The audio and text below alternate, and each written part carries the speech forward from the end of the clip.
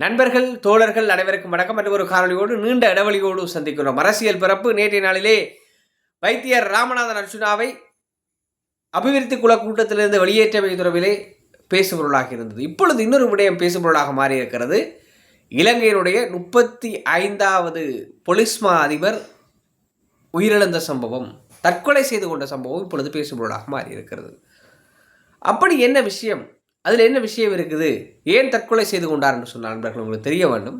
உயிர்த்த ஞாயிறு தாக்குதல் தொடர்பு நண்பர்களே, இப்பொழுது விசாரணைகள் அதிகப்படியாக மிகவும் தீவிரமாக முன்னெடுக்கப்பட்டு கொண்டிருக்கிறது. அந்த அடிப்படையில் பார்க்கின்ற பொழுது இதற்கு முன்னர் இலங்கையுடைய ஸ்ரீலங்கன் ஏர்லைன்ஸுடைய தலைவர் மஹிந்த ராஜபக்ஷ குடும்பத்தினுடைய உறவினர் கபிலமான முறையிலே உயிரிழந்தார். தற்கொலை செய்து கொண்டதாக சொல்லப்பட்டு விசாரணைகள் இடம்பெறுகின்றன. இப்பொழுது இலங்கையுடைய 2 கோடி மக்களுக்கு பாதுகாப்பு வழங்கிய போலீஸ் திணைக்களத்தினுடைய பொலிஸ்மா அதிபர் சிடி விக்ரமரத்ன கோட்டாபய ராஜபக்சனுடைய காலத்திலே பொலிஸ்மா அதிபராக இருந்த சிடி விக்ரமரத்ன அவர்கள் இப்பொழுது மர்மமான முறையில் தன்னுடைய பிரத்யேக பாதுகாவலருடைய துப்பாக்கி எடுத்துக்கொண்டு தற்கொலை செய்து கொண்ட சம்பவம் இப்பொழுது பேசுபொருளாக மாறிக்கொண்டிருக்கிறது. காரணம் நண்பர்களே,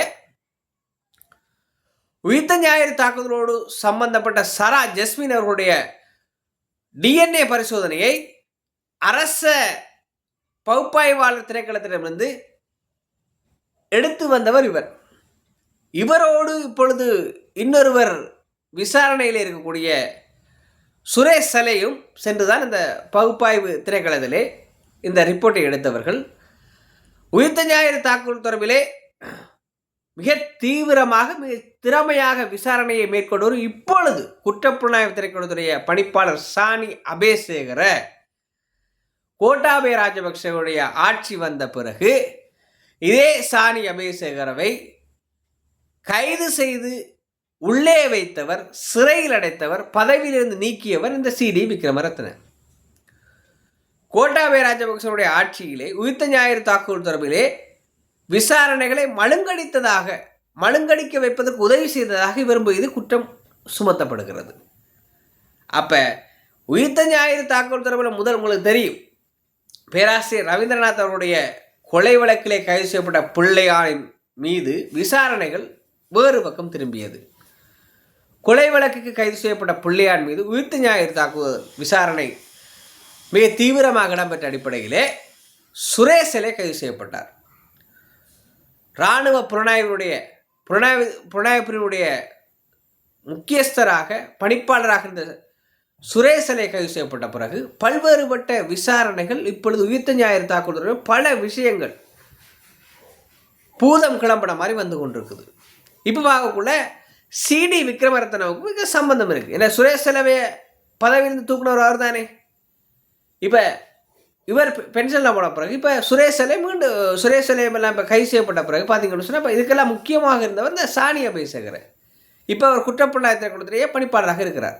அந்த சாணி அபேசேகர உயிர்த்த ஞாயிறு தாக்குதல் தொடர்பில் கோட்டாபய காலத்தில் விசாரணையை மிக தீவிரமாக முன்னெடுத்து கொண்டு வரக்குள்ள தான் அவரை பதவியிலிருந்து தூக்குனதும் அவரை கைது செய்ததும் இந்த சிடி விக்ரமரத்ன. இப்போ மீண்டும் சாணி அபேசேகர ஆட்சிக்கு வந்த பிறகு அதாவது குற்றப்புலனாய்வு திணைக்களத்துடைய பணிப்பாளராக வந்த பிறகு உயிர்த்த ஞாயிறு தாக்குதல் விசாரணைகள் மிக தீவிரமாக இடம்பெற்று வருகின்ற தருணத்தில் தன்னையும் பிடிச்சி விசாரிக்கலாம், தன்னையும் பிடிச்சி விசாரித்தா பல சம்பவங்கள் வெளியே வரும், தானும் கம்பி எண்ண வேணும் என்ற ஒரு பயத்தில் தான் இப்போ சிடி விக்ரமரத்ன தன்னுடைய மெய்ப்பாதுகாவலருடைய துப்பாக்கியை எடுத்துக்கொண்டு தற்கொலை செய்ததாக சொல்லப்படுகிறது. நண்பர்களே பாருங்கள், உயிர்த்த ஞாயிறு தாக்குதல் நண்பர்களே சும்மா இல்லை. உயிர்த்த ஞாயிறு தாக்குதலுக்கு பல அரூபக்கரங்கள் இருப்பதை காணக்கூடியதாக இருக்குது. இது சம்பந்தமாக நிறைய புத்தகங்கள் வந்திருக்குது. ஈஸ்டர் தாக்குதல் தொடர்பாக நிறைய புத்தகங்கள் வந்திருக்குது. ஆனால் புத்தகங்களில் எழுதப்பட்ட விஷயங்கள் சும்மா எழுதப்பட இல்லை. சுதந்திர தேசப்பிரிய புத்தகங்கள்லாம் தமிழில் கூட இருக்குது. ஊடகங்கள் சுதந்திர தேசப்பிரிய எழுதின விஷயங்கள் தமிழில் கூட அந்த புத்தகம் வந்திருக்குது. இப்போ பார்த்தீங்கன்னு சொன்னால் அந்த புத்தகத்தில் எழுதப்பட்ட விஷயங்கள் அப்படியே இப்போ விசாரணையாக வருது. சுரேஷனுக்கு சம்பந்தம் இருக்குன்னு சொல்லி சொன்னவர் பிள்ளையாருடைய மெய்ப்பாதுகாவலராக பிள்ளையாருடைய வலதுகையாக இருந்த உங்களுக்கு தெரியும் அந்த நபர் லண்டனில் போய் சேனல் 4க்கு ஒரு வாக்குமூலம் வழங்கினார். அந்த வாக்குமூலத்தை நான் பார்த்தீங்கன்னு சொன்னால் சுரேசலைக்கு சம்பந்தம் இருக்குன்னு சொல்லப்படுது. அந்த அடிப்படையில் விசாரணைகள் மிக தீவிரமாக முன்னெடுத்தப்பட்டு வருகிற தருணத்தில் சுரேசலை இப்போ உள்ளே இருக்கிறார். இப்போ சிடி விக்ரமரத்ன சுரேசலையோடு நெருக்கமாக செயற்பட்டு யுத்த ஞாயிறு தாக்குதல் தொடர்புடைய விசாரணைகளை மழுங்கடிக்க செய்த குற்றச்சாட்டில் இவர் கைது செய்யப்படலாம் என்ற அடிப்படையில் பார்த்தார். சிடி விக்ரமரத்ன பார்த்துருக்கிறார். இனி நம்மட கௌரவங்களெல்லாம் இழந்து ஜெயிலில் போய் இருக்கணுமா, விசாரணைகளுக்கு பதில் சொல்ல வேணும், தான் வாயத்திருந்தால் கடவுள் மாட்டுப்படுவினம் என்ற அடிப்படையில் யோசிச்சு மன அழுத்தத்தில் மனுஷன் செஞ்சுருக்கிறான். சும்மா சாக இல்லை, நிறைய மன அழுத்தங்கள். இப்போ அப்போ இதுக்கு பின்னால் பார்க்கக்குள்ள யுத்த ஞாயிறு தாக்குதல் தொடர்பான விசாரணைகள் மிக தீவிரமாக மிக சரியான பாதையில் போனதாக காணக்கூடியதாக இருக்குது. விசாரணைகள் சரியான பாதையில் போகிறபடியாக பல பேர் பயப்படுறாங்க. இந்த அடிப்படையில் இப்போ நாமல் 2029 ஆட்சிக்கு வரப்போகிறேன், நாமல் 2029 ஆட்சிக்கு வரப்போகிறேன் பல பேர் துடிக்கிறாங்க. காரணம் யுத்த ஞாயிறு தாக்குதல் தொடர்பான விசாரணைகள் மிக தீவிரமாக முன்னெடுக்கப்பட்டு வரதான் காரணம். இன்னொரு விஷயம் உங்களுக்கு தெரிய வேணும். முன்னாள் ஜனாதிபதி கோட்டாபய ராஜபக்சவுக்கு எதிராகவும் பயணத்தடை விதிக்கப்பட்டிருக்கு. கோட்டாபய ராஜபக்ச வெளிநாட்டுக்கு போயிடாது, வெளிநாட்டு பயணத்தடை நீதிமன்றத்தால் விடுக்கப்பட்டிருக்கபடியா விசாரணைகளில் பல பேருடைய தலைகள் பிடிபட போகுது என்பதில் மாற்று கருத்து கிடமில்லை. அந்த அடிப்படையில் சிடி விக்ரமரத்னவும் தனது உயிரை மாய்த்து கொண்டிருக்கிறார். எனவே விசாரணைகள் இன்னும் விரியும், பல்வேறுபட்ட விடயங்கள் வெளிவரும் என்று சொல்லி பார்க்கப்படுகிறது. மீண்டும் ஒரு காணொலி சந்திப்பு நான் உங்கள் சேர்ந்து ஒரு நன்றி, வணக்கம்.